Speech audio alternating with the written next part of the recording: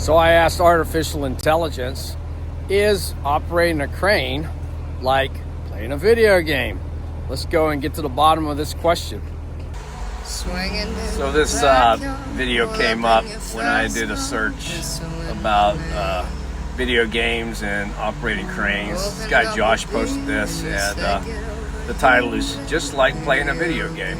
Actually, that there is a LTM1650, which is a huge Liebherr crane, and it cost you about $3 million or $3.5 million, and hell, even a toy model of this would cost you like up to $1,200. So they're really complex machines, and comparing it to a video game, there are similarities and there's differences, and we're going to break that down and get into that in the further discussion here. So it's a beautiful crane, nice video. Okay, let's get to the similarities and the differences. So here's a big crane, and it's working on some concrete forming. That is, they're putting the concrete forms up there to build an elevator shaft, and that shaft will be built by, the forms will actually climb themselves up there anyway. So I wonder if this crane operator will actually answer this question for us. Let's go see if he's willing to talk to me. So there's another view of the crane. This is a Grove crane. There's a different angle of the core. This is a GMK, what is it, a 5200, I believe? And I talked with the operator, and he did not give us consent. He was a really nice guy, but he just doesn't want to be on camera, and I totally get that shit. So anyway, you can see the counterweights there, the outriggers on this rig, and he's been doing a good job over here, stuffing stuff in here, and like the embeds, these embeds here, these are actually what the steel will attach to, and also this rebar here, that's those are rebar walls. Those are actually horizontal. They'll be tipped up to the vertical and then taken up there for the iron workers to tie and continue the wall construction. So we'll get back to the subject. Is operating a crane like playing a video game? So there's a big concrete pour going on over here today. There's my crane doing nothing because it's slow, so we're gonna finish the video in the cab of the crane, which will be my office. So we'll break down this comparison between video games, crane operating, and let's see what we can come up with. So when I asked artificial intelligence the question, is operating a crane like playing a video game? It gave me some similarities and it gave me some differences. So we're going to start with the first similarity that came up, and that is control manipulation. So I got my hands on the controls of this crane here. I'm actually sitting in a crane. It's not this crane. I'm sitting in a Grove rough terrain crane, which is a mobile crane. You can drive it around the job site, and it's a rough terrain, so it's got big tires and stuff, like a big four-wheel drive. And so I got controls. You can't see them, but I got two joysticks over here, and over here I got a couple joysticks. I got some pedals. I got a throttle. I got a brake for when you're driving it. We don't use that for operation. I got a thing to scope out and suck in the boom, and I got another pedal down there that is for holding the crane after you swing it so the wind doesn't push you around. So anyway, and I have a screen up here. I monitor the load, the boom angle and stuff like that, so you have to have a bit of an understanding of physics so you don't get yourself in trouble. So with the control manipulation too, like I created this, in creating this video, I used the green screen back here with this photo. I took this photo in Denver years ago up in this tower crane. So as an operator, I'm in the physical world, and on YouTube it's a virtual world. So I'm physically sitting in a crane, and though you can't see it, there's a couple concrete trucks out there, and if you see my hand up here, that's actually my steering wheel, right? So steering wheel's right there. There's a pump out there pumping concrete, and so I'm physically here, actually on the job site. And whereas operating or playing a video game, that's a virtual experience. You may be playing with other people. They may be halfway around the world, but you know, you guys are in there doing your thing, and you're manipulating your controls. So I'm gonna just show you some of the controls in this crane, and you can compare them to your video games, etc. Okay, so let's take a tour of the cab. I got my mud boots on. It's been raining and stuff like that. So I mentioned the pedals. This pedal that controls my throttle. This is the brake. That brake is for when you're driving, and you also have all this up here, the steering wheel and your blinker and stuff. You use that for driving, not necessarily operating unless you're like, you know, using the wipers or whatever. This thing down here, that's just to set the crane up and get it level on the outriggers. And as you can see, that's our level button. It looks good. So let's get to the controls. This is my control panel. This is called an LMI, the load moment indicator. It'll show you stuff like the weight, your max capacity, how much boom you have out, the angle of the boom, and the radius you're working at. And that can help you out quite a bit when you're actually operating a crane. And over here, these are the first couple joysticks. This one is for hoisting up and down on the load. This is swinging left and right. And over here, this is another hoist lever. Oh no, excuse me, that is the boom lever. I'm looking at it wrong. And then this is the hoist for the auxiliary.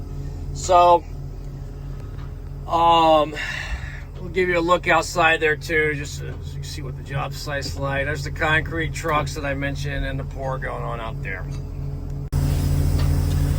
So as you can see, let me close this window. You can't see that. It's another one of my photos.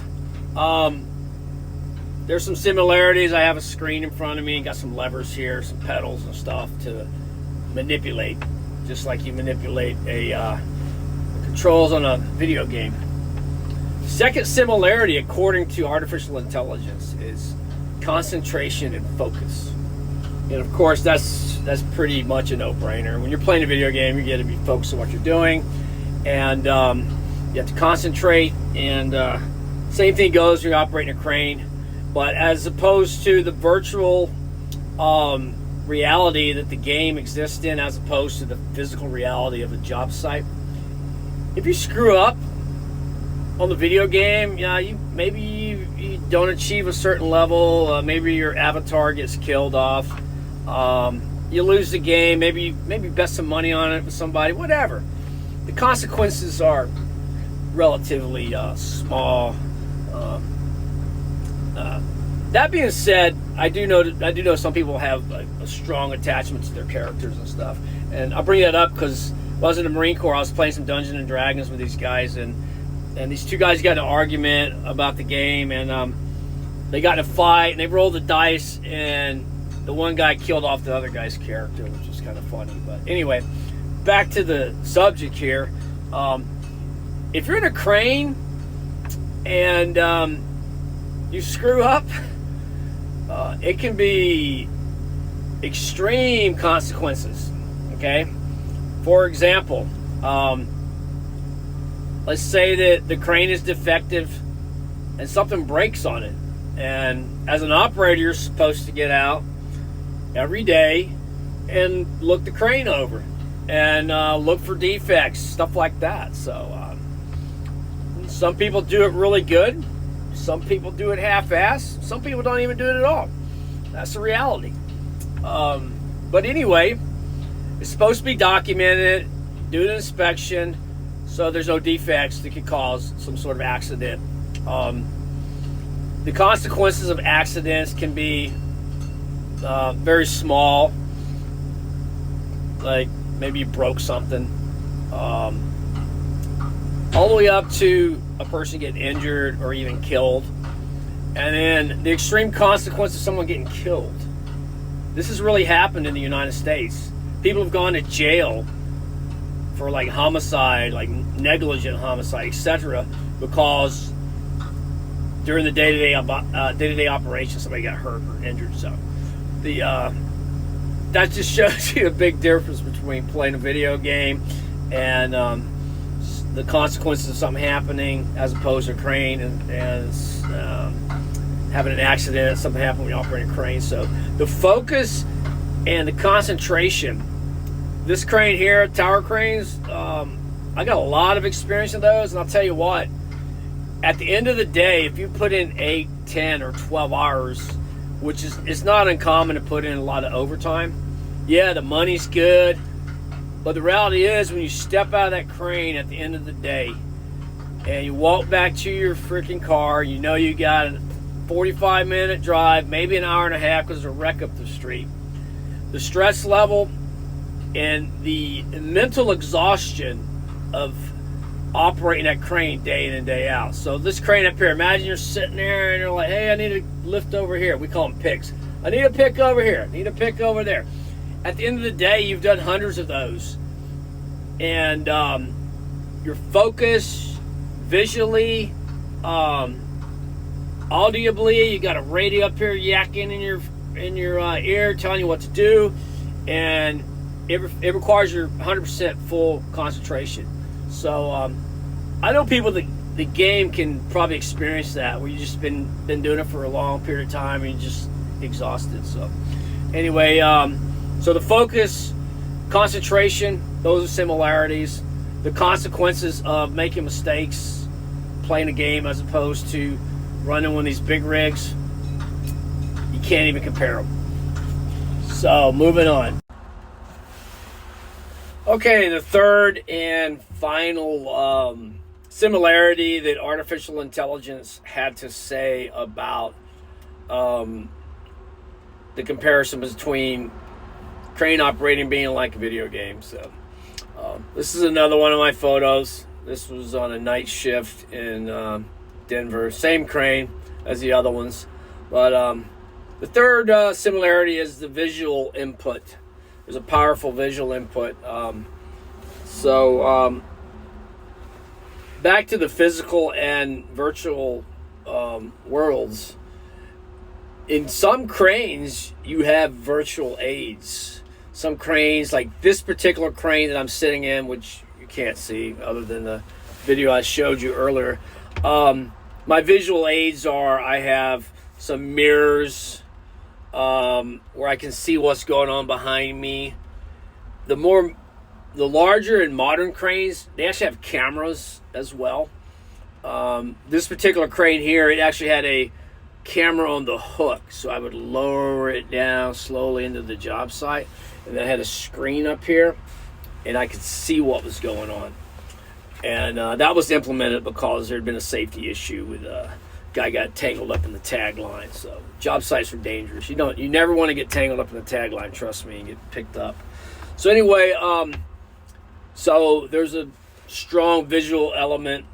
Like I mentioned about the radio, that's I can be like, see this building. Let's say I was behind the building doing something. The radio can, if you have a good signal person, people call them a bellman, a dogman. There's in Boston they say tag in the crane. Some people say flag in the crane, or signal person. So a good signal person, a good tag man can literally talk you into a blind situation. I can literally sit back like this with my eyes closed, and he can tell me how to swing, how to trolley in and out. And so I'm using my senses, not necessarily visual, which is a strong component of video games. So I'm back with you. I'm not sleeping. So anyway, the visual input is extremely important. I wear prescription glasses. I have prescription sunglasses, so it's bright outside. I can put these on, and these are cool glasses too. So anyway, so those are the similarities. I touched on some of the differences, such as the consequences. the physicality is another one. So being on this construction site is dangerous. Just walking from the car over here, you could trip and like really get messed up. There's stuff laying around. In the one video, you saw the steel laying around, the embeds. Those embeds like go up into the concrete, and they're embedded in the concrete. So after the concrete dries, you have like a plate there that the steel attaches to. So that's what those things were. But yeah, you trip over that stuff, man, you get messed up quick. So that's a difference that I would like to touch on, but I'm not going to touch too much on that. I'm going to move to another video and kind of wrap things up. And this next one, I have some footage from this crane here that actually will show you what it looks like using the virtual aid of a camera to see what's going on in a blind situation. So we'll put that up next here. My new hook camera. It's a live feed right now. The guys are unhooking some bags of rebar. It's pretty sweet looking. I like this thing. All right, Tim. First freaking hour using it actually. Cool. So the green screen is gone, and we're back to reality here. Sitting in this Grove RT. I just did some work. We stripped some concrete panels. I appreciate you joining me for this this little discussion here. The previous clip shows a camera monitor in the crane that was like 240 feet up in the sky. I was in this tower crane, a Liebherr ECH420, and the hook of the crane had the camera on it. The receiver was up top, and you could see in that clip, the guys are down there unhooking some stuff. So they were in a spot where I couldn't see them. That's called a blind pig.